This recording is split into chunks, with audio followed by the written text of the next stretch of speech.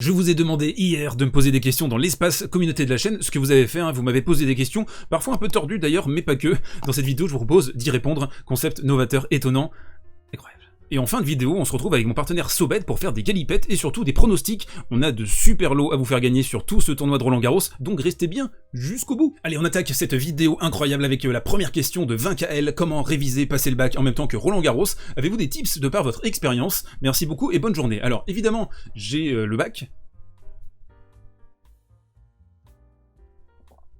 Mais de là à réviser en même temps que regarder Roland Garros, c'est un petit peu technique, c'est compliqué. Moi, ce que je faisais à l'époque, je me souviens, c'est d'isoler un ou deux matchs en particulier, et le reste du temps, t'es sur mute, tu regardes de temps en temps, t'essaies de te concentrer, t'y arrives pas, il fait beau, t'as envie de sortir, il y a les copains qui appellent pour aller boire une mousse, pour boire un Liptonic, donc c'est très très compliqué de rester focus, c'est clair. Sinon, t'as une technique alternative, c'est-à-dire que tu regardes tous les matchs de Roland Garros, tu ne révises pas, tu fais un maximum d'impasses, et tu te dis que le bac, de toute façon, c'est open bar, donc ça devrait passer.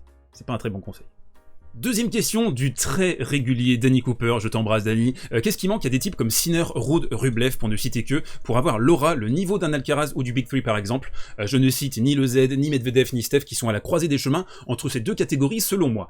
Alors je pense que ce qui manque aux trois joueurs que tu as cités, d'abord c'est un jeu qui puisse emballer le public, et on peut pas dire que Sinner, Ruud et Rublev est vraiment un jeu spectaculaire avec lequel tu as envie de t'engager, pas du tout. Un point, à mon sens, très important pour répondre à cette question également, c'est l'uniformisation des surfaces qui a uniformisé les styles. Maintenant, on n'a plus de surface rapide, de surface très lente, tout est un petit peu égal sur toute la saison, et du coup, on a des styles qui sont très uniformisés également. On voit du Sinner, on voit du Rublev, on voit du Ruud, c'est des joueurs qui sont des baseliners, qui n'ont pas beaucoup de créativité, de variation dans leur jeu, et je pense que quand vous aimez le tennis, quand vous avez envie d'émotion, de sensation, vous avez envie d'être surpris en fait. Et les joueurs créatifs, ça a toujours été les joueurs qui ont amené le plus de public avec eux. Donc là, évidemment, on parle de Novak Djokovic.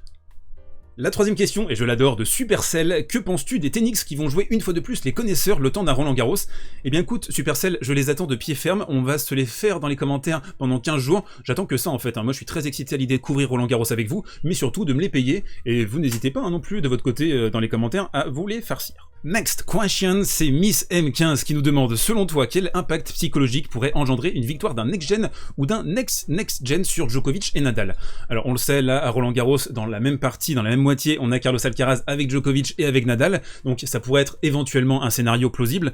Pour moi, il y a un élément à garder en tête impérativement quand on parle de Novak et de Rafa, c'est que ce sont eux les maîtres du temps, les maîtres de leur destin. En fait, le truc, c'est que tant qu'ils arriveront sur un court en se disant « si je joue mon meilleur tennis, je gagne à tous les coups », pour la next-gen, même si là, éventuellement, à Roland Garros ou sur des tournois préparatoires, ils sont battus, ils auront toujours cette conviction-là. Là, on a vu Novak contre Carlos Alcaraz à Madrid, il est, on va dire, à 80, 85, 90% peut-être, il perd de justesse, c'est une défaite, je pense, qui lui a fait du bien pour vraiment situer ce qui lui manquait encore de sa préparation, mais je pense qu'il sait aussi que sur un format en 3-7 gagnants, les choses seront certainement différentes, surtout s'il joue, encore une fois, son meilleur tennis. Jean Monteau qui me demande, la fin d'une époque avec le super tie-break, j'ai beaucoup de regrets perso, toi, ouais, je vais pas te mentir, je suis très touché, impacté par cette décision.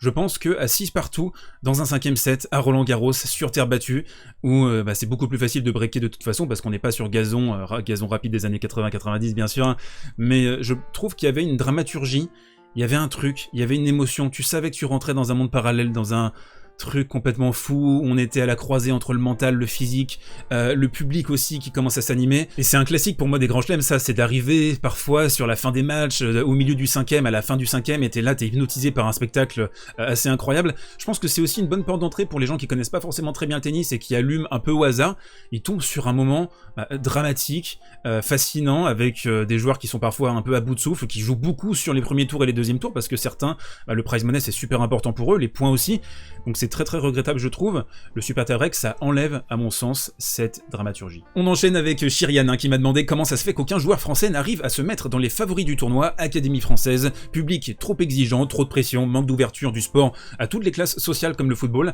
Alors ça c'est un sujet que j'ai traité en longueur dans l'espace premium de la chaîne, via le Utip, si vous voulez vous engager sur le premium, eh bien n'hésitez pas. J'ai fait un podcast de 35 minutes où j'ai avancé de nombreuses pistes pour essayer d'expliquer ce phénomène, mais voilà, pour te donner un exemple concret, pour te répondre, Chirian, je dirais que quand on observe la trajectoire par exemple de Carlos Alcaraz, qui aurait pu faire du badminton, du rugby, du foot, tout, il était bon en tout le mec, il était incroyable, eh bien c'est la trajectoire familiale qui est importante. Dans sa famille, il y a un club, le grand-père il était déjà investi dans le tennis, il a joué au tennis, et le père l'a conduit, a fait les sacrifices également depuis son enfance jusqu'à aujourd'hui à 19 ans, il a su également prendre du recul quand c'était nécessaire, et se dire, bah Juan Carlos Ferrero il connaît mieux le tennis que moi, donc je lâche la bride, je m'y connais pas en tennis de très très haut niveau, c'est pas à moi de gérer ça.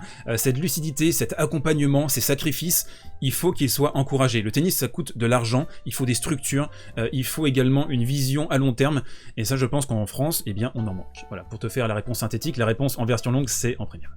Question suivante de top 10. Selon toi, qui gagnerait entre Prime Alcaraz et Prime Djokovic à Roland-Garros? J'ai bien aimé cette question parce que elle nous fait un peu rêver, fantasmer. Alors Prime Djokovic, on connaît 2011-2015. Par contre, Prime Alcaraz, on ne sait pas encore. Hein. Il n'est pas à son prime là encore à l'heure actuelle, à 19 ans. Il va pouvoir encore progresser en termes de physique, en termes de maturité, en termes de calme. Même si on a l'impression que déjà c'est quand même pas mal hein, au niveau du package tennistique. Donc on peut pas vraiment répondre à cette question. A priori, quand même, taper Prime Djokovic à Roland-Garros, bah, ça demande de s'appeler Rafael Nadal ou Roger Federer en 2011. Donc dur. Salut SV, me dit Matteo Tallinger, que penses-tu de Thiem? Est-ce qu'il aurait la capacité de revenir dans le top 3 dans les années qui arrivent, où sa carrière est vraiment en arrêt selon toi? Et selon toi, est-ce que Chapeau va gagner un grand chelem un jour? Alors, Chapeau, oui, les étoiles peuvent s'aligner, pour l'instant c'est encore un peu un poulet sans tête, hein. On frappe dans tous les sens, on fait des fautes, on fait des coups gagnants. Moi j'adore Chapeau, mais au niveau du QI tennis, on est très très loin de Carlos Alcaraz par exemple. Quant à Dominic Thiem, bah, pour l'instant il faut voir ce qui va advenir sur les prochaines semaines. Je pense qu'il sera vraiment prêt, à mon avis, début 2023, c'est ce qu'il a dit d'ailleurs il n'y a pas si longtemps, hein. 2022 ça va être une saison pour se remettre en rythme, tranquillement. Après top 3 c'est costaud, hein. Ça veut dire qu'il faut être devant du Novak, du Danil, du Carlos Alcaraz, du Tsitsipas, du Zverev. Ça demande à minima de faire des finales de Grand Chelem, voire de gagner des Grands Chelems, gagner des Masters 6000. Est-ce que Thiem peut le refaire? Oui. Est-ce qu'il va le refaire? J'ai pas la réponse à ça, et puis le poignet, c'est quand même une blessure qui est très très grave en tennis. Mais on espère. Nouvelle question de Ludovic de Grosals, qui me demande quel est, en toute sincérité, est-il sincère, ton joueur préféré sur cette édition 2022?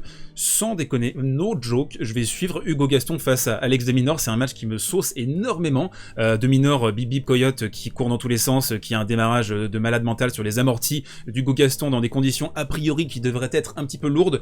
J'ai vraiment envie de voir cette rencontre. Sinon, bah bien sûr, Carlos Alcaraz, hein, je pense que c'est pas une réponse très originale, mais j'ai envie de voir Carlitos sur ce format en best of 5, après ce qu'il a fait à l'Australian contre Clocchettini, après ce qu'il a fait également à l'US Open contre Tsitsipas et contre Gojovcic, voir également cette demi-finale probable contre Novak ou contre Rafa. Voilà, je pense que c'est les deux joueurs qui m'intéressent pour des raisons diverses et variées. Cornichon saucisse désormais avec la meilleure question, je pense, de cette vidéo, le joueur dont tu as le plus envie de sentir l'odeur des cheveux. Alors non, ce n'est pas Rafael Nadal à son époque en 2008 avec sa jolie crinière qui lui arrivait au-dessus des épaules, mais je vais vraiment répondre sérieusement à cette question. Putain, quel enfer. Alors, il y a deux joueurs à propos desquels j'aimerais bien, curiosité naturelle, épicurieux, de sentir l'odeur de leurs cheveux. C'est Feli Lopez, Deliciano Lopez. Je me dis qu'il doit passer un temps fou. Je pense qu'il a une morning routine incroyable, Deliciano. Je me dis, ça doit y avoir peut-être des petites senteurs de sel, de pêche. Il doit se passer quelque chose, voilà. Et Stefanos. Je pense que Stefanos, clairement, il se passe un truc, il y a une belle crinière, il y a vraiment quelque chose au niveau capillaire avec Steph. Malheureusement, je suis pas convaincu que l'odeur soit vraiment si sympathique que ça. Ça a l'air d'être un peu un crassou, Steph. Vous en pensez quoi? On rebascule sur une question beaucoup plus sérieuse de Yannin Renaud qui me demande, Federer ou Djokovic, quel est le meilleur joueur à Roland-Garros sur l'étendue de leur carrière?